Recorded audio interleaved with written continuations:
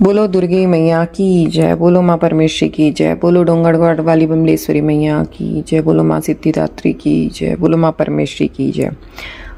चैत्र नवरात्रि का 9वां दिन महानवमी माँ दुर्गा के 9वें स्वरूप माँ सिद्धिदात्री को समर्पित है, जो सभी प्रकार की सिद्धियां और ज्ञान प्रदान करती है। इस दिन कमल पर विराजमान माता की पूजा से 9 दिनों की तपस्या पूर्ण मानी जाती है। इस दिन कन्या पूजन का विशेष महत्व होता है। माँ सिद्धिदात्री का देवी स्वरूप, इनको गुलाबी प्रेम और स्नेह का प्रतीक है। इनका रंग गुलाबी है। इसका महत्व है कि माना जाता है कि माता की कृपा से भगवान शिव को सिद्धियां प्राप्त हुई थी। माँ सिद्धिदात्री को तिल के बीजों से बने व्यंजन या तिल का भोग लगाया जाता है।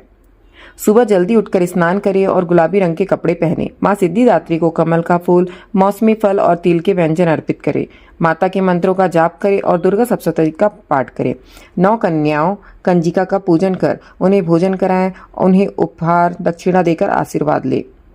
नवरात्रि का यह अंतिम दिन रामनवमी के नाम से भी मनाया जाता है। नवरात्रि का 9वां दिन माँ सिद्धिदात्री के नाम। या देवी सर्वभूतेषु माँ सिद्धिदात्री रूपेण संस्थिता नमस्तस्यै नमस्तस्यै नमस्तस्यै नमो नमः।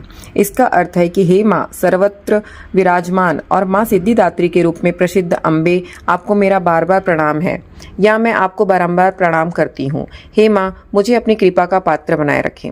माँ दुर्गा जी की 9वीं शक्ति का नाम सिद्धिदात्री है। ये सभी प्रकार की सिद्धियों को देने वाली है। नवरात्रि पूजन के 9वें दिन इनकी उपासना की जाती है। इस दिन शास्त्रीय विधि विधान और पूर्ण निष्ठा के साथ साधना करने वाले साधक को सभी सिद्धियों की प्राप्ति होती है।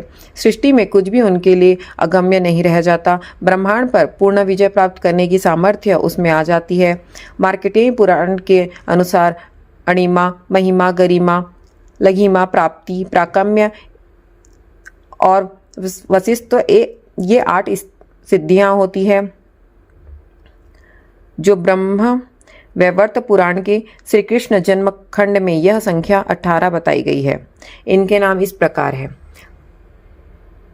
अडिमा, लघिमा, प्राप्ति, प्राकाम्य, महिमा, स्थित्व, वास्तित्व, सर्व कामावशायिता, सर्वज्ञ, दुर्श्रवण, परकाय प्रवेशम, वाक्सिद्धि, कल्पवृक्षत्व, सृष्टि, संहारकरण सामर्थ्य, अमृतत्व, सर्वन्यायकत्व, भावना सिद्धि। माँ सिद्धिदात्री भक्तों और साधनों को ये सभी सिद्धियां प्रदान करने में समर्थ है। देवी पुराण के अनुसार भगवान शिव ने इनकी कृपा से ही इन सिद्धियों को प्राप्त किया था। इनकी अनुकंपा से ही भगवान शिव का आधा शरीर देवी का हुआ।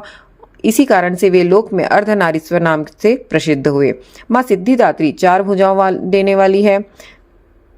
माँ सिद्धिदात्री 4 भुजाओं वाली है। इनका वाहन सिंह है। ये कमल पुष्प पर भी आसीन होती है। इनकी दाहिनी तरफ के नीचे वाले हाथ में कमल पुष्प है। प्रत्येक मनुष्य का यह कर्तव्य है कि वह माँ सिद्धिदात्री की कृपा प्राप्त करने का निरंतर प्रयत्न करे, उनकी आराधना करे।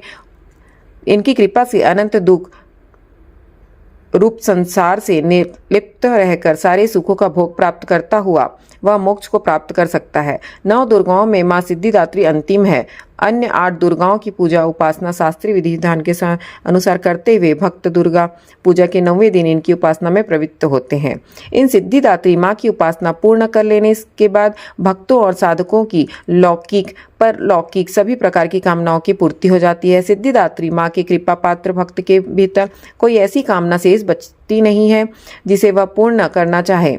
वह सभी सांसारिक इच्छाओं, आवश्यकताओं और स्पृहाओं से ऊपर उठकर मानसिक रूप से माँ भगवती के दिव्य लोकों में विचरण करता हुआ उनके कृपा रस पीयूष का निरंतर पान करता हुआ विषय भोग शून्य हो जाता है। माँ भगवती का परम सानिध्य ही उसका सर्वस्व हो जाता है। इस परम पद को पाने के बाद उसे अन्य किसी भी वस्तु की आवश्यकता नहीं रह जाती। माँ के चरणों का यह सानिध्य प्राप्त करने के लिए हमें निरंतर नियम निष्ठ रहकर उनकी उपासना करनी चाहिए। माँ भगवती का स्मरण, ध्यान, पूजन हमें इस संसार की असारता का बोध कराते हुए वास्तविक परम शांतिदायक अमृत पद की ओर ले जाने वाला है। इनकी आराधना से जातक को अणिमा, लघिमा, प्राप्ति, प्राकम्य, महिमा, ईर्षित्व, सर्व कामावश्ययिता, दुर्श्रवण, पराकामा प्रवेश, वाक सिद्ध, अमरतत्व भावना सिद्धि आदि समस्त सिद्धियों नव निधियों की प्राप्ति होती है। आज के युग में इतना कठिन तप तो कोई नहीं कर पाता जी, लेकिन अपनी शक्ति अनुसार जप तप पूजा अर्चना कर कुछ तो माँ की कृपा का पात्र बनता ही है। प्रत्येक साधारण के लिए आराधना सरल है। माँ जगदम्बे की भक्ति पाने के लिए नवरात्रि में 9वीं के दिन माता का पूजन जरूर करना चाहिए। बोलो दुर्गे मैया की जय।